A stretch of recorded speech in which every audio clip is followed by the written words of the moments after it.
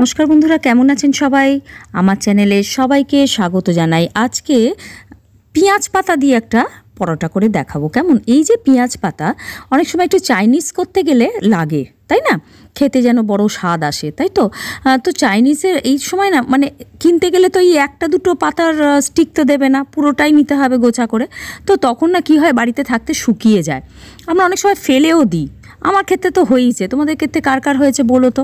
হ্যাঁ, তো যাই হোক, এইগুলো নষ্ট না করে আমি একটা রেসিপি বার করেছি, যেটা অসাধারণ, একদম ইউনিক রেসিপি, অসাধারণ লাগবে।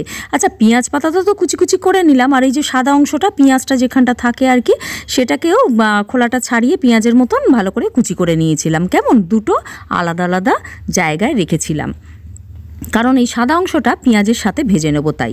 তো দেখো, এখানে মানে একটা ফ্রাই প্যানে নিয়ে নিলাম একটু রিফাইন্ড অয়েল, আর তার মধ্যে দিয়ে দিচ্ছি একটু জিরে, গোটা জিরে। হ্যাঁ, দিয়ে একটু হালকা জিরেটা একটু মানে অ্যারোমা ছাড়তেই ওখানে পেঁয়াজটা ওর মধ্যে দিয়ে দিতে হবে। পেঁয়াজ কুচি করেছিলাম, একটা বড় পেঁয়াজ কুচি কুচি, একদম কুচি কুচি করে নিয়েছিলাম। চপড করেও নিতে পারো তোমরা ম্যানুয়াল চপারে। কেমন? তো দেখো, এরমভাবে পেঁয়াজটা একটু বাদামি হালকা হালকা রং মানে ধরবে, সেই মতন ওই পেঁয়াজের যে সাদা অংশটা পিছনের ওইটা দিয়ে দেবো। হ্যাঁ, দিয়ে বেশ ভালো করে ওই একই সাথে পেঁয়াজের সাথে একটু ভেজে নিতে হবে। তো পেঁয়াজ পাতার সাথে এটা দিলে ভালো লাগবে না, একটু শক্ত শক্ত হয়ে থাকবে আর কি, সেই জন্য। কাঁচা লঙ্কা কুচি করেছিলাম দিয়ে দিলাম, দিয়েও একটু হালকা করে এই পেঁয়াজের সাথেই ভেজে ভেজে নিলাম আর কি। এখানে মেন যে জিনিসটা সেটা হচ্ছে বেসন দিয়েছিলাম 2 চামচ, দিয়ে না এই পেঁয়াজটার সাথে এই তেলটার সাথেই মানে পেঁয়াজ ভাজার তেলটার সাথে আর কি একসঙ্গে বেশ ভালো করে ভেজে ভেজে মানে ভাজা হয়েই যাবে, কোনো অসুবিধা নেই, ডালা ডালা পাকাবেন, এটা ভালো করে ভেজে নিতে হবে মোট কথা। কেমন? দেখো, এরকমভাবে ভেজে নিলাম। এটা আলাদা শুকনো কড়াইতে বা কোনো কিছুতে ভেজে নিলেও হয় বেসনটা, কিন্তু আমি এর সাথেই ভেজে নিলাম। এরপরে স্প্রিং অনিয়নগুলো দিয়ে দেবো। পেঁয়াজ পাতা মানেই হচ্ছে শাকের মতন জল তো ছাড়বেই। তো দেখো, সামান্য নুন আর কি আন্দাজ মতন দিতে হবে। হলুদ গুঁড়ো দিয়েছিলাম, ওই পেঁয়াজ পাতাটা দেওয়ার পরেই মশলাগুলো দিয়ে দিতে হবে। কাশ্মীরি গুঁড়ো লঙ্কা দিয়েছিলাম, একটুখানি জিরে গুঁড়ো দিয়েছিলাম, ওই ছোটো চামচের 1 চামচ এইরকম একটু দিয়ে না বেশ ভালো করে মিশিয়ে নিয়েছিলাম আর কি। 1-2 মিনিট এটাকে একটু ভালো করে মিশিয়ে নিতে হবে, ঠিক এই মতো। তারপরে যখন দেখবে মানে এটা না কী হবে, একটু শুকনো শুকনো, তো তাই অল্প 1 চামচ, কিন্তু বেশি না, জল দিয়ে দিতে হবে। বেশি জল দিলে কিন্তু মানে কিরম ঘাঁটা ঘাঁটা হয়ে যাবে, ওরকম কিন্তু হবে না। এটা স্টাফিংটা যাতে ভালো হয় তাই 1 চামচই জল দেবো, যাতে এটা পেঁয়াজ পাতাটাও বেশ নরম হয়ে যায় আর বেসনটাও বেশ ভালোভাবে মিশে যায় আর কি, সেই জন্য একটু মাখন দিয়েছিলাম। মাখনের গন্ধ যে কোনো রান্নাতে দিলে দেখবে একটা আলাদা যেন গন্ধ ছাড়ে। চাইনিজ ফুড তো একটু মানে চাইনিজ পেঁয়াজ পাতাটা চাইনিজেই ম্যাক্সিমাম যায়, তাই একটু মাখন দিলাম। আর দিয়েছিলাম ছোটো কাপের মানে চায়ের কাপের 1 কাপ মতন গ্রেট করা যে কোনো চিজ একটু দিয়ে দিও। কেমন? ভীষণ ভীষণ খেতে ভালো লাগবে। পেঁয়াজ পাতা দিয়ে যে এটা এই ধরনের রেসিপি মানে করা যায়, বা রেসিপি পরোটা করলে এত সুন্দর হয় খেতে, আর এটার সাথে কিচ্ছু লাগবে না, একটু আচার, টক দই, মানে টক দইটা একটুখানি মোটামুটি একটু শসা টসা দিয়েও যদি করে নেওয়া যায়, বা ফেটিয়ে একটু নুন মিষ্টি দিয়ে করে নিলেও হবে। আমি কিন্তু মেয়োনিজের সাথে খেয়েছিলাম। আচ্ছা দেখো, এটা একটু ঠান্ডা হওয়ার জন্য স্টাফিংটা আমি একটা জায়গায় পাত্রতে ঢেলে রাখলাম। ময়দাটা আমি আটাটা মেখে রেখে দিয়েছিলাম, একটু নুন তেল দিয়ে যেরকম মাখে, তোমরা রুটির মতনও মেখে নিতে পারো, কোনো অসুবিধা নেই। রুটির আটা যেরকম মাখো, কেমন নরম করে মেখে রেখে দিয়েছিলাম। আবার আটা মাখা দেখালাম না আর তোমাদের, এটা তো সবাই পারি আমরা। দিয়ে লেচির মতন কেটে নিলাম, মানে একটু বড় সাইজের, রুটির থেকে একটু বড় সাইজের হবে এগুলো, যেহেতু স্টাফিংটা করব।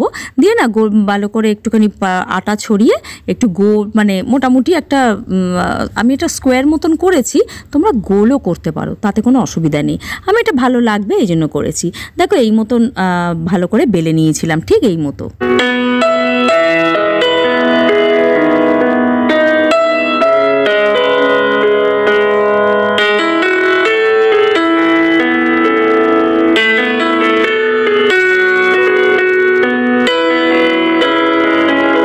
দেখো, এরকম বেলে নিয়েছিলাম। বেলে নেওয়ার পর স্টাফিংটাতে মোটামুটি ঠান্ডাই হয়ে গেছে, আর দারুণ টেস্ট হয়েছিল জানো তো।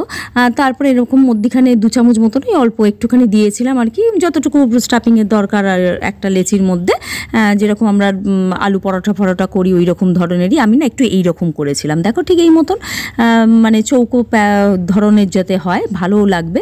আর দেখো, এইরকমভাবে একটু না হাত দিয়ে প্রেস করে করে একটু চেপে দিতে হবে। আটা একটুখানি ছড়িয়ে নিলাম, হ্যাঁ, নিয়ে একটু হাত দিয়ে চেপে চেপে যাতে সমান করে চারিদিকে চলে যায় সেই মতন করে নিয়েছিলাম। তারপরে বেলেছিলাম, কিন্তু হালকা হাতে বেলতে হবে, বেশি চাপ দিও না, তাহলে ফেটে যেতে পারে। আমার অনেকগুলো মানে কয়েকটা একটু ফেটে ফেটেও গেছে, তাতে কোনো অসুবিধা হবে না। যদি সাইড থেকে একটু ফেটেও যায় কোনো অসুবিধা নেই। দেখো এই মতন হালকা হাতে বেলে নিতে হবে। আর একটু আমি বেলবো, তোমাদের দেখিয়ে দিচ্ছি। দেখো এইরকম হবে আর কি। তো নালে বড্ড মোটা মোটা কাঁচা কাঁচা থেকে যেতে পারে। তো দেখো এরকমভাবে বেলে নিয়েছিলাম।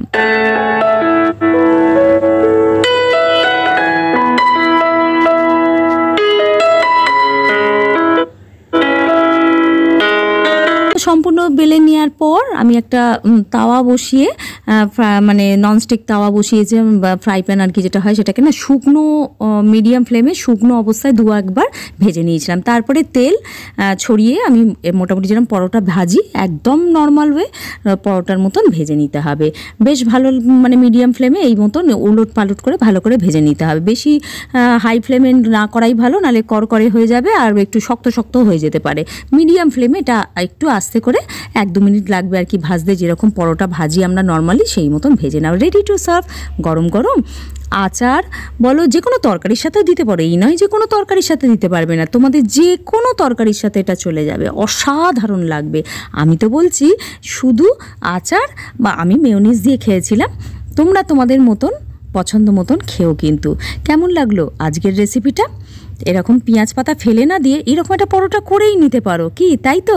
তাহলে আজকের মতন এইটুকু থাক, কাল আসছি নতুন কোনো কন্টেন্ট নিয়ে। ভালো থেকো, সুস্থ থেকো। Thank you friends.